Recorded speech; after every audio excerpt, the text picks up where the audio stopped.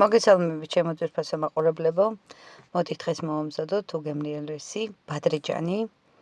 გინდა აჯაფსანდალი დაუძახეთ, გინდა შემწვარი ბადრიჯანი ბოსტნეულთან ერთად, გამოდის ძალიან გემრიელი და ძალიან მარტივი მოსამზადებელია. დაგჭირდება ბადრიჯანი, წვანილები, სტაფილო, ბულგარული ხახვი, ნიორი, ტომატ-პასტა და ასევე პომიდორის წვენი. ჩემი გაკეთებული ეს პომიდორის წვენი, შეგიძლიათ უბრალოდ გახეხილი პომიდორიც გამოიყენოთ. ეხლა ნახეთ როგორ დავჭრი ბადრიჯანს. ლებნებად დავჭრი. ჩემი ბადრიჯანი არის ძალიან დიდებია. უბრალოდ არ აქვს ბევრი თესლი შიგნით. ნახეთ როგორია, არც სიმწარი არ აქვს. სადღაც 20 კილომდე ვიყიდეთ. სამთვრისთვისაც გავყინე, შევინახე და აი საერთოდ ოდნავი სიმწარეც არ აქვს, ამიტომ არილს არ დავაყრი და პირდაპირ შევწვავ. თან განახებთ როგორ შევწვავ, ცოტა ზეთში და როგორი გამოვა. აი ესეთ დავჭრი და ესე დაჭრილი ბადრიჯანი არ ჩამეშლება. სულ ყველას ზუსტად ესე დავჭრი. თუ ცოტა დიდია, შეგიძლიათ შუასაც გაჭრათ. თუ თქვენი ბადრიჯანი მწარია, შეგიძლიათ ცოტა ხანი მარილი დააყაროთ, გააჩეროთ და მერე უბრალოდ გარეცხოთ. აი ნახეთ, ესეთი კუბიკები გამოდის. დავჭრა ჩვენი ბადრიჯანი და შემდეგ გადავიდეთ უკვე დანარჩენი ბოსტნეულის გამზადებაზე. ეს კერძი ზაფხულში არის იდეალური, თან მაცევრიდან გამოღებული არის აი საოცარი. რო გაცივდება, ბევრად გემრიელია. ეხლა მე ხახვს დავჭრი წვრილად, თქვენ შეგიძლიათ ხახვიც დაჭრათ გრძლად.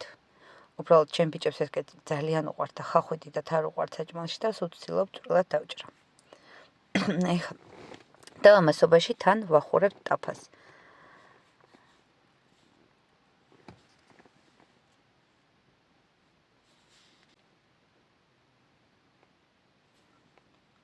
გავაცხელე ტაფა, გადავიტანე ესეთი და ეხლა გადამოქვს ბადრიჯანი.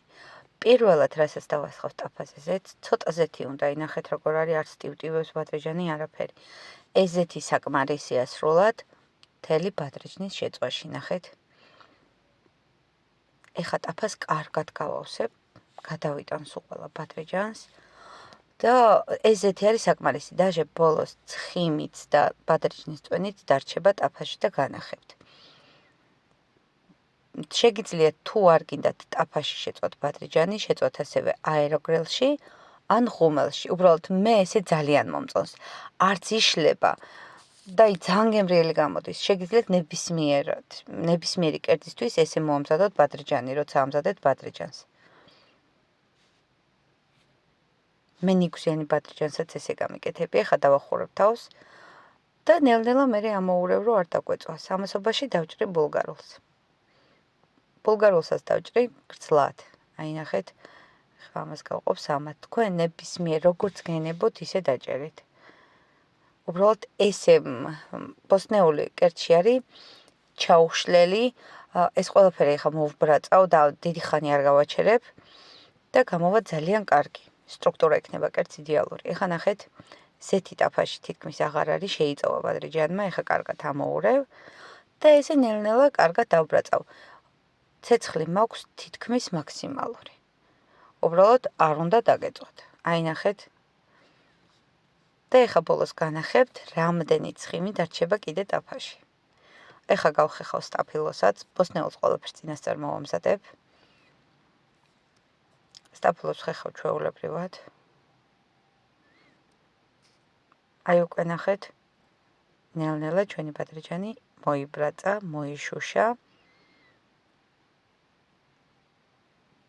და ბოლოს უკვე განახებთ შედეგს როგორი გამოვა.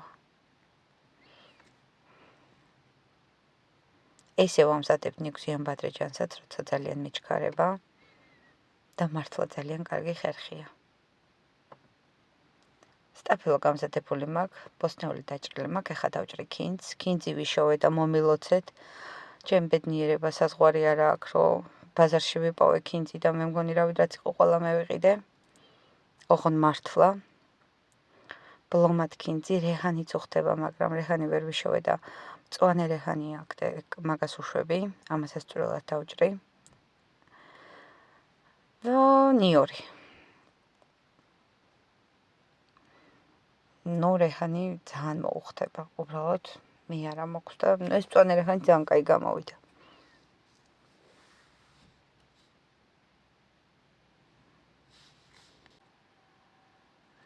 მწვანილები არ დაგენანოთ, რაც უფრო ბევრი მწვანილი იქნება, უფრო გემრიელი გამოვა კიდევ.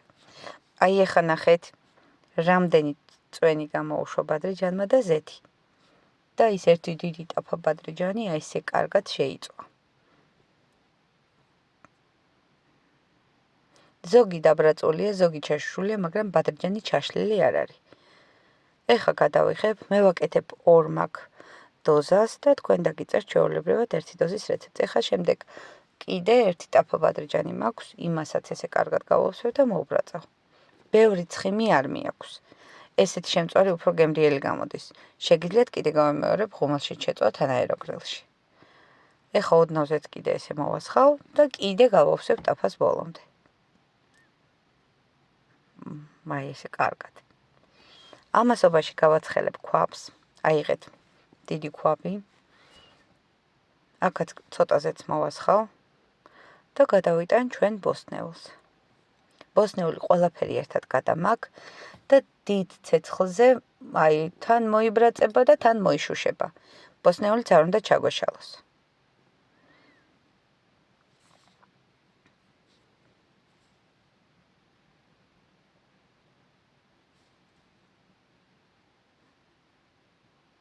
სტაფილოსაც გადავიტან, ყველაფერს ერთად.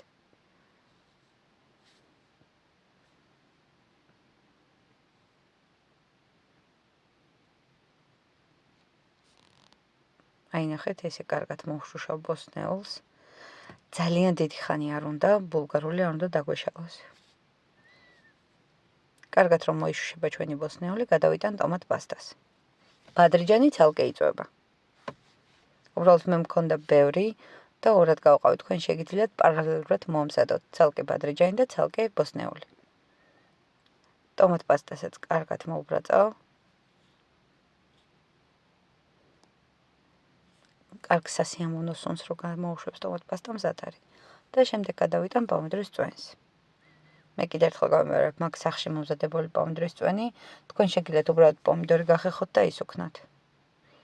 ამ ყველაფერს ახლა კარგად კიდე წამოვადუღებ და გადავიტან მერე ჩვენ შემწვალ ბადრიჯანს.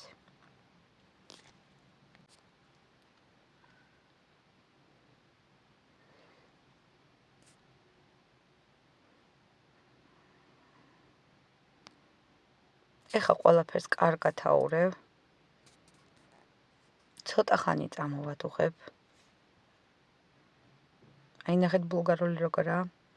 დაშლილი და ჩაშლილი არაფერი არ არის. ესეც უნდა იყოს.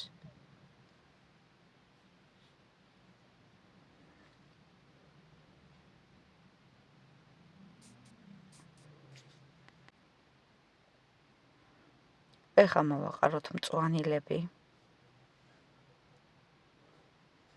და ასევე მოვაჭყლიდოთ ბლომად ნიორი. ნიორი ამ კერძო ხდება ძალიან.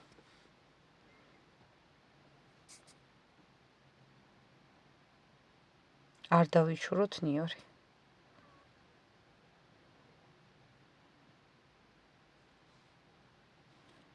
ჩემო ძვირფასებო, ცხელიც გემრიელია, მაგრამ ცივი არის, აი საოცარი.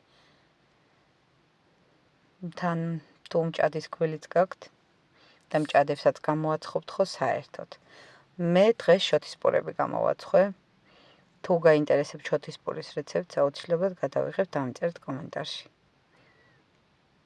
მარილი გემოვნებით, რადგან მე ბადრიჯნისთვის მარილი არ მიქნია და ასე რომ კეთში უზრავ გემრიელად, ნახეთ. ყველაფერს ახლა კარგად აურევ, დიდი ხანი არ უნდა. ერთი კარგად კიდე ადუღდება და ჩვენი კერძი მზად არის. აი ნახეთ, ესეთი სტრუქტურა აქვს ბადრიჯანს, ნახეთ. არ არის დაშლილი, არის ბოლომდე მომზადებული და არის ძალიან გემრიელი. ესეთი შოთისპურები გამოვაცხვე სახში. არის ძალიან გემრიელი.